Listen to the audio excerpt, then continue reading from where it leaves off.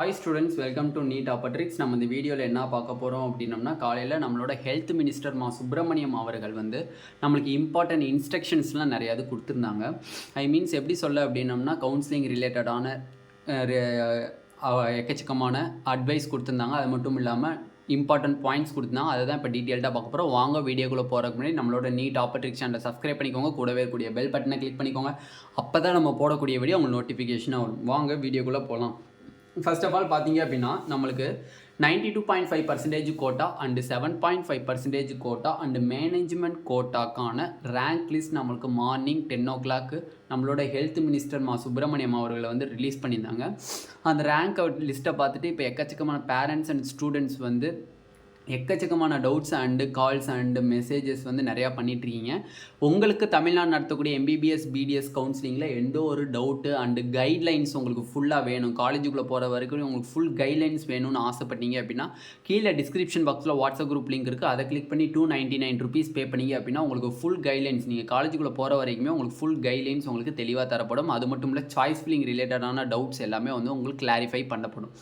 Okay, இப்போ morning health minister release பண்ணதுக்கப்புறம் நம்ம ரேங்க் லிஸ்ட்டை பார்த்தோம் அப்படின்னா, எக்கச்சக்கமான மார்க்ஸ் ட்ரமாஸ்டிக் இன்க்ரீஸாக இருக்குது. நம்ம சொல்லியிருந்தது 15 marks இன்க்ரீஸ் ஆகும் அப்படின்னு சொல்லியிருந்தோம். Across category Times of India and Indian Express சொன்னபடி 30 marks 20 to 30 marks இன்க்ரீஸ் ஆகும்னு சொல்லியிருந்தாங்க. அவங்க மேக்ஸிமம் 30 marks இன்க்ரீஸ் ஆகும்னு சொல்லியிருந்தாங்க. பட் 30 marksை விட தாண்டி 34, 35, 40 marks கிட்ட இன்க்ரீஸ் ஆகிருக்கு. 7.5% கோட்டாவெலாம் பார்த்தீங்க அப்படின்னா 100 marks நெருக்கி 100 marks 90 marks 80 marks கிட்ட இன்க்ரீஸ் ஆகிடுச்சுக்கு. எக்கச்சக்கமான பேர் நினச்சது ஒன்று நடக்கிறது ஒன்று. ஓகேவா? அப்போ நிறையா பேர் 7.5%ல் சீட்டு கிடைக்கும்னு இருந்துட்டு இருந்தவங்க கூட சீட்டு கிடைக்காம போயிடுச்சு நிறையா பேர்த்துக்கு. மேக்ஸிமம் இந்த தடவை 330+ இருந்தால் தான் நம்ம அக்ராஸ் கேட்டகரி, ஒவ்வொரு கேட்டகரியிலே 360+ இருந்துச்சு அப்படின்னா ஓரளவு கெஸ்ஸிங் பண்ணலாம், இந்த காலேஜ் கிடைக்கலாம் அப்படின்னு கெஸ் பண்ணலாம் 7.5%. பட் நம்ம நினச்சிட்டு இருந்தது என்னென்னா 300, 310, 315 அப்படின்னு நினச்சிட்டு இருந்தோம். அதே மாதிரி தான் 92.5%க்கும் நம்ம நினச்சிட்டு இருந்த ரேங்க் லிஸ்ட் வர்றதுக்கு முன்னாடி கண்டிப்பாக இந்த இதுக்கு ப்ரிடிக்டட் கட் ஆஃப் அப்படின்னு சொல்லி டெஃபினெட்லி நல்லா ஸ்ட்ராங்காக இருந்தேன். பட் நம்ம சொன்னதை விட கிட்டத்தட்ட நம்ம சொன்ன கட் ஆஃப்லேருந்து கிட்டத்தட்ட 10 to 15 marks இன்க்ரீஸ் ஆகிடுச்சுக்கு. அக்ராஸ் கேட்டகரி டோட்டலாக 30 to 35 marks இன்க்ரீஸ் ஆகிடுச்சுக்கு. கண்டிப்பாக இன்க்ரீஸ் ஆகிருக்கு. எக்கச்சக்கமான ஸ்டூடெண்ட்ஸ் பேனிக்கில் இருக்கீங்க. உங்கள் எல்லாத்துக்குமே சொல்லக்கூடிய ஒரு அட்வைஸ் மட்டும்தான், இதில் நம்ம கவுன்சிலிங்க்கான டேட்டும் இந்த வீடியோவில் பார்க்க போகிறோம். யாரும் ஸ்கிப் பண்ணாமல் பாருங்கள். தெளிவாக இது ஸ்டூடெண்ட்ஸாக இருக்கீங்க அப்படின்னா நான் ஒரு அண்ணனாக சொல்கிறேன், பேரண்ட்ஸாக இருக்கீங்கன்னா உங்களுக்கு ஒரு பையனாவோ சொல்கிறேன். ஓகேவா? அப்போ நான் இதில் உங்களுக்கு ஒரே ஒரு அட்வைஸ் தான் கொடுக்குறேன். கவர்மெண்ட் காலேஜ் கிடச்சிச்சு அப்படின்னா, எந்த கவர்மெண்ட் காலேஜ் கிடைச்சாலும் டெஃபினெட்லி நீங்கள் கண்ணை மூடிட்டு காலேஜஸை எடுத்துருங்க. First point. ரெண்டாவது பாயிண்ட்டு, தயவு செஞ்சு 620க்கு மேலே இருக்கக்கூடிய மாணவர்கள், 620க்கு மேலே இருக்கக்கூடிய மாணவர்கள் தயவு செஞ்சு பார்டரில் இருக்கக்கூடிய ஸ்டூடெண்ட்ஸ், இந்த தடவை ரேங்க் லிஸ்ட்டை நீங்களும் ஒவ்வொரு ஸ்டூடெண்ட்ஸும் பார்த்துருப்பீங்க. அந்த ஸ்டூடெண்ட்ஸ் பார்த்தவங்களுக்கே தெரியும் மேக்ஸிமம் இவ்வளோ மார்க் இன்க்ரீஸ் ஆகிருக்கு அப்படின்னு.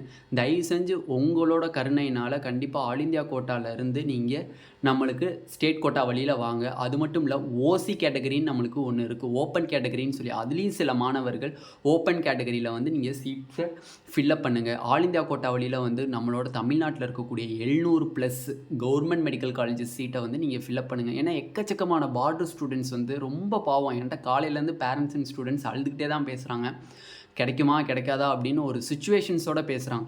அதனால் definitely please you will take seat in all India quota medical government colleges in Tamil Nadu. ஓகேவா?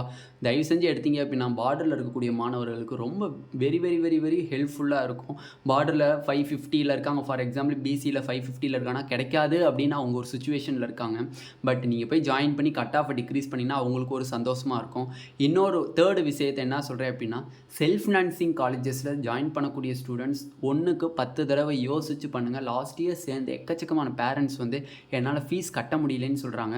அது மட்டும் இல்லை, எம்பிபிஎஸ்க்கு நீங்கள் 40 to 45 lakhs நீங்கள் செலவு பண்ணுறதுக்கு ஒர்த்தான்னு பார்த்துட்டு நீங்கள் பண்ணுங்கள். ஓகேவா? ஒர்த்தா அதுக்கு நீங்கள் 1 இயர்ஸ் 2 இயர்ஸ்ன்னு சொல்கிறீங்க. அது கூட இன்னும் 1 இயர் பண்ணாங்க அப்படின்னா அந்த பார்டரில் இருக்கக்கூடிய மார்க்ஸ் கவர்மெண்ட் காலேஜஸ்க்கே பார்டரில் இருக்கக்கூடிய மார்க் பசங்க வந்து கண்டிப்பாக இன்னும் 1 இயர் பிரேக் த்ரூ பண்ணி படித்தாங்க அப்படின்னா definitely you will get government medical colleges in next year. ஓகேவா?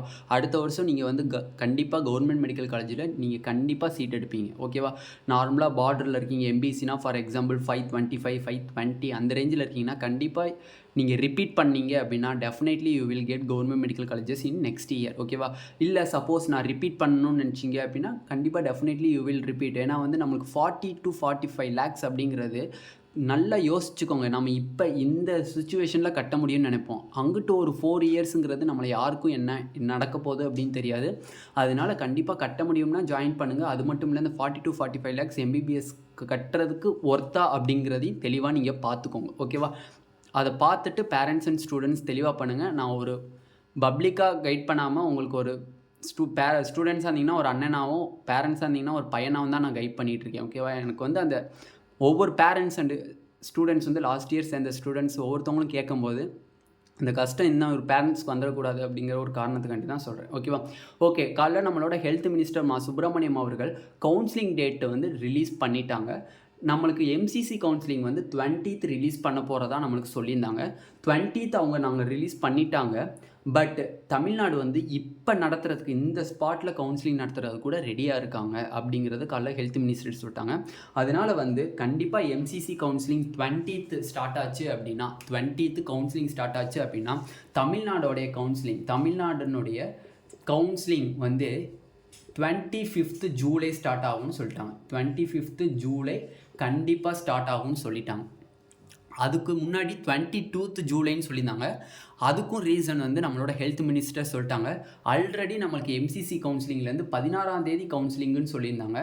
அதனால தான் நாங்கள் 22ஆம் தேதி நாங்கள் ஜூலை வந்து கவுன்சிலிங் சொன்னதாக அவங்க வந்து ஹெல்த் மினிஸ்டர் தரப்புலேருந்து சொல்கிறாங்க. பட் இப்போதைக்கு நம்மளுக்கு கவுன்சிலிங் டேட் கன்ஃபார்ம் ஆயிடுச்சு. எம்சிசி கவுன்சிலிங்கில் 20th கவுன்சிலிங் ஷெடியூல் ரிலீஸ் பண்ணியிருக்காங்க. கண்டிப்பாக நம்மளுக்கு தமிழ்நாட்டில் 25th கவுன்சிலிங் ஸ்டார்ட் ஆகுது. 25th டேட்டு நம்மளுக்கு வந்து கவுன்சிலிங் எல்லாத்துக்குமே ஸ்டார்ட் ஆகுது. I means choice filling start ஆகும். மேக்ஸிமம் சாய்ஸ் ஃபில்லிங் ஸ்டார்ட் ஆகிறதுக்கு வாய்ப்பு இருக்குது. அதனுடைய ஷெடியூல் ரிலீஸ் பண்ணதும் நம்ம சேனலில் கண்டிப்பாக நம்ம போஸ்ட் பண்ணுவோம். மறக்காமல் நம்ம சேனலில் சப்ஸ்கிரைப் பண்ணி வச்சுக்கோங்க. கூடவே இருக்கக்கூடிய பெல் பட்டனை கிளிக் பண்ணிக்கோங்க. உங்கள் ஃப்ரெண்ட்ஸ் எல்லாத்துக்கும் இந்த நியூஸை ஷேர் பண்ணுங்கள். எனக்கு எக்கச்சக்கமான பேத்துக்கு ஒரு பிலீவ்னஸ் இல்லாமல் இருக்கும். அதனால் கண்டிப்பாக வந்து எக்கச்சக்கமான ஸ்டூடெண்ட்ஸ் அண்ட் பேரண்ட்ஸ்க்கு வந்து இந்த நியூஸை வந்து ஷேர் பண்ணுங்கள். எம்பிபிஎஸ் பிடிஎஸ் கவுன்சிலிங்கான கைட்லைன்ஸ் தேவைப்பட்டால் கீழே டிஸ்கிரிப்ஷன் பாக்ஸில் வாட்ஸ்அப் குரூப் லிங்க் இருக்குது. அதை கிளிக் பண்ணி வாட்ஸ்அப் குரூப்பில் ஜாயின் பண்ணிக்கோங்க. Thank you students.